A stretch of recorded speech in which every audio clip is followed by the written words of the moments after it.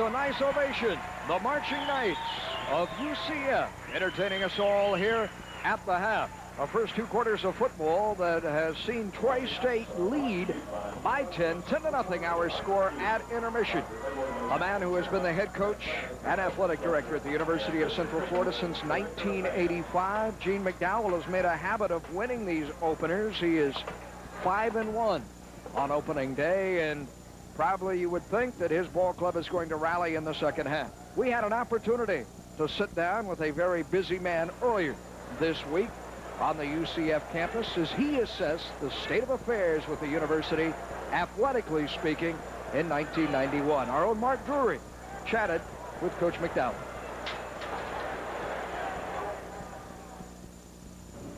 In 1985, Gene McDowell accepted the dual position of head football coach and athletic director for a struggling Division II football team.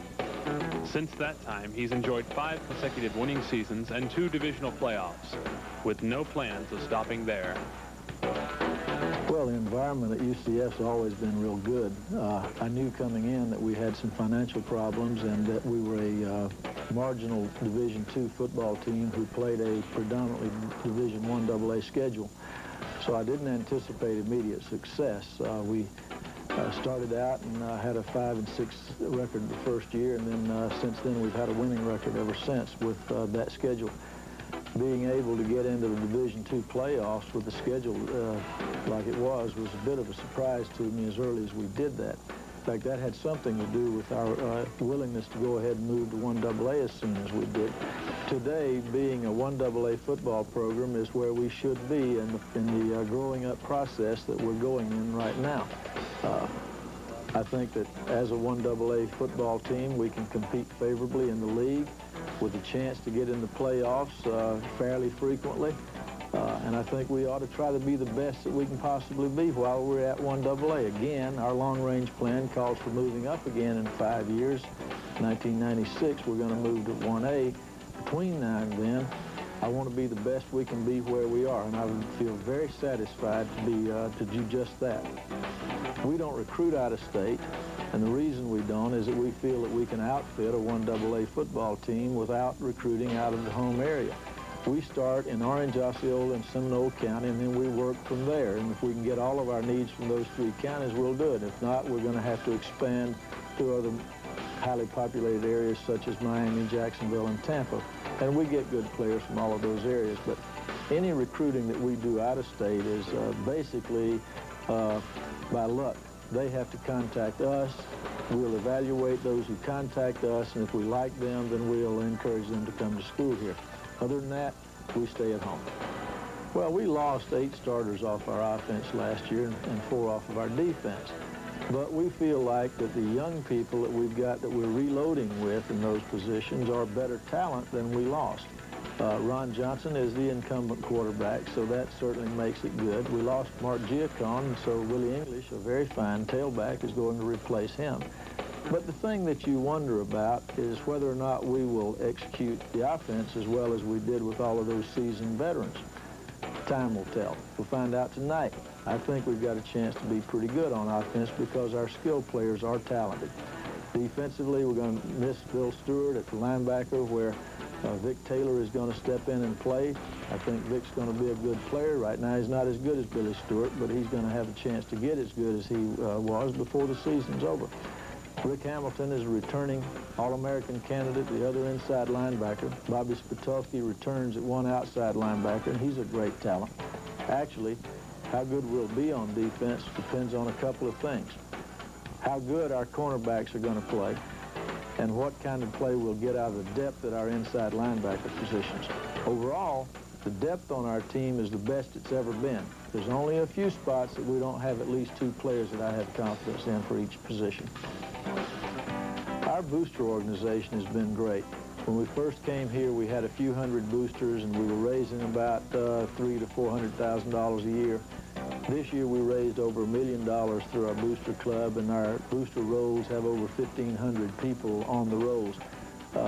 As I said earlier, the reason we came here to start with was because of the potential. It certainly wasn't actually happening at UCF at that time, but we could see that what the future held. and it's bared out. The people in this community have jumped on the bandwagon, and I hope more people will do that. I know that there are a lot of people in the audience right now that may be teetering on whether or not to go to UCF games and whether or not to join the Booster Club. We need the help. We're going to go to the top. It's going to happen soon, we hope. The more help we can get now, the sooner it'll happen. Our basic approach to our players is that we are here to help parents raise their children. And when we get freshmen, college students, right out of high school, most of them don't have any idea that they don't have any idea. Most of them don't know a whole lot. They think they do, of course, and there's a lot of conversations that take place between me and each player, and a lot of conversations that take place between our other coaches and each one of their students that they deal directly with. The person develops his personality further. He develops his character further when they're in college. And I think that the impact, that the example that we coaches set for the students is important. And we strive to make sure that we do a good job at that. A beautiful woman. A dangerous man. Before they could be together.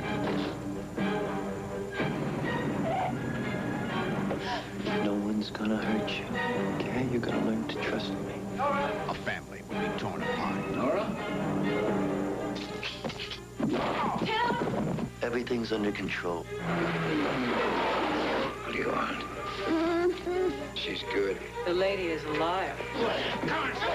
I'm getting really angry.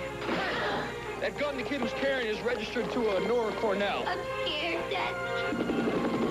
I'm not ready to die. Now, I could be inside that house in 1 minute. We're giving that family a chance. Mickey Rourke, Anthony Hopkins, Mimi Rogers, and Kelly Lynch. I really like this family, but you're pushing my patience. Desperate Hours.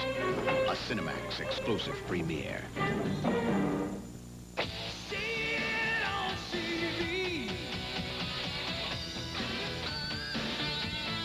CB's High School Game of the Week is back. Colonial hosts Edgewater Tuesday, September 17th at 6:30 on TV 16.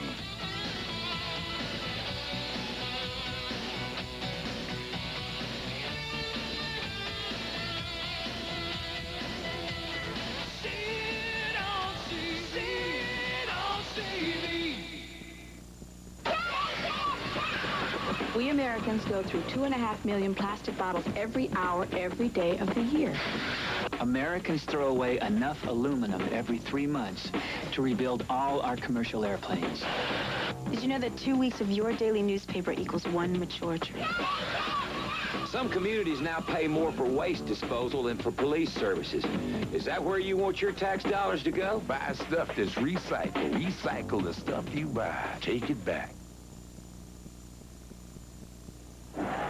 One of the few solid performances in the first half turned in by UCF has come in the form of this man, Willie English, who has toted the ball 8 times for 41 yards, here ripping for 17. But other than that, as you take a look at the numbers, this has been, especially in terms of time of possession, Gary Paris, Hollywood's finest, a Trojan football game. And triumph but over Gene McDowell trials said and it best. tribulations. Eliminate the mistakes and they can get back in this ball game. Robert Kelo watches it sail over his head in and out of the end zone off the strong right leg of UCF's Franco Grillo. He can hit the ball a mile. And from its 20-yard line, a team which dominated the clock and recovered 3 separate turnovers in Troy State, playing its very first game under a new head coach in Larry Blakeney, goes to work. Larry Blakeney would be interested in this score, having come to Troy State from Auburn. His Tigers trail in the first quarter to Georgia Southern, 17-0. The top 1AA team in America. The fullback, David McCombs. How do you do, says Clifford Cole, the 255-pound defensive end. We said he had a great fall camp.